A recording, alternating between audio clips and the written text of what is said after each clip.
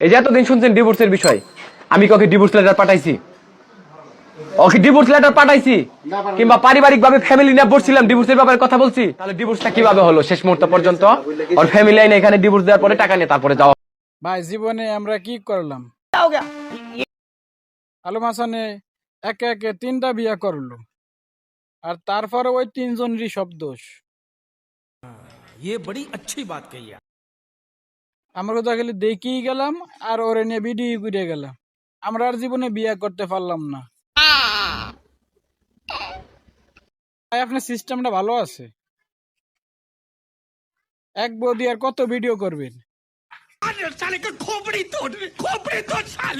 3টা দিয়ে 3বার, প্রথমটা দিয়ে একটা না 2টা ভিডিও দেখছিলাম, আর শর্মিলা দিয়ে তো অনেকগুলি দেখছি।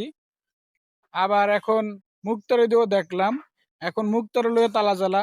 কোন দিন আবার নতুন নায়িকা নিয়ে ভিডিও শুরু করেন সে অপেক্ষায় আছি।